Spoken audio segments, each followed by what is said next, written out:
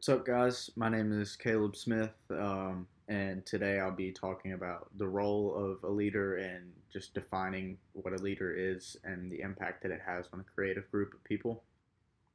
Um, so, to start, what makes a leader? A leader is very inspirational. It's somebody who can inspire people and get the best out of people, but also somebody that can inspire and drive somebody to do something that they might not normally want to do, or um, just make them keep going beyond just okay or their average to reach that better potential.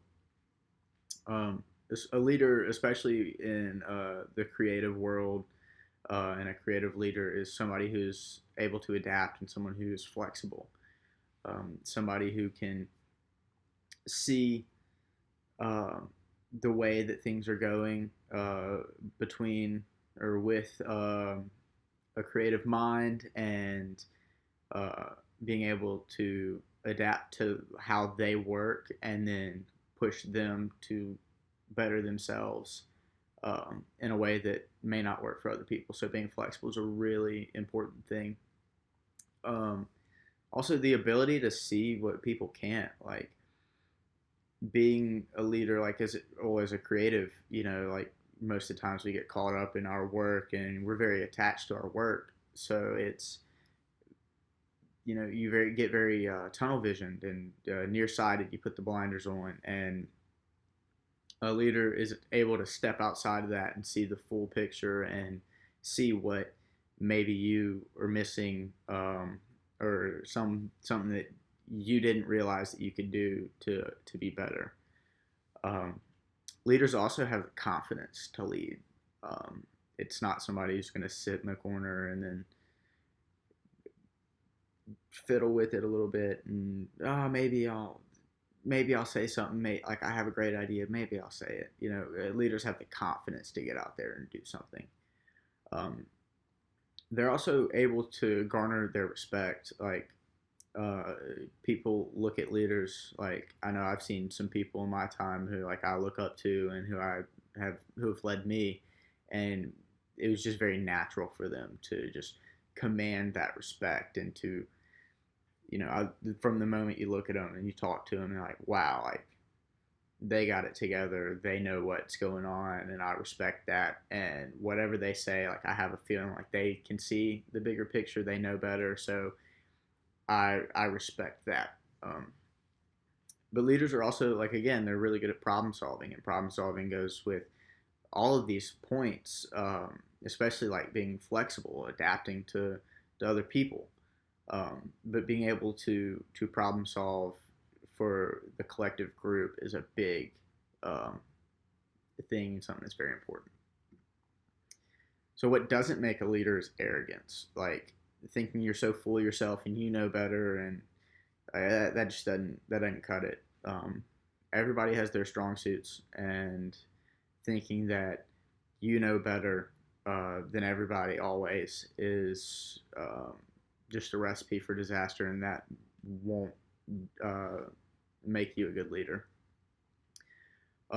Neither would being very perfectionist and very tedious, like OCD, like that's looking at something very small and minuscule. Where again, as a leader, you want to see the bigger picture, and you have to see the bigger picture in order to fully lead your group.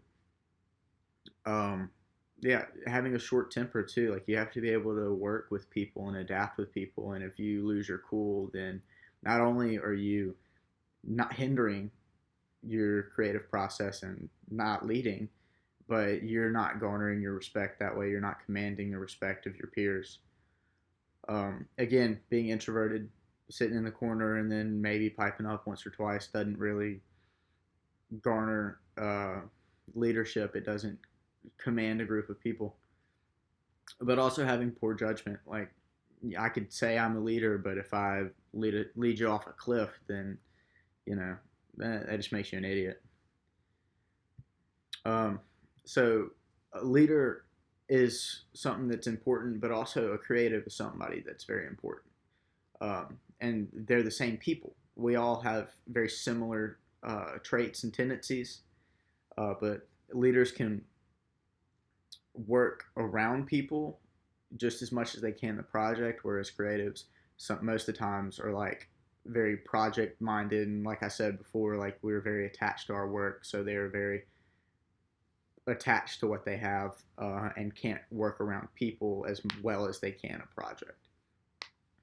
Um, Creatives, yeah, they have trouble navigating around other people like that have different mindsets. Like we're all creative people, but like if I don't, my ideas and my creativity doesn't mesh with somebody else, like then there's going to be a block. There's going to be, just a disconnect there. And leaders have a really great way of being able to connect to people who have very different creative viewpoints on things, and being able to push a project that works very well.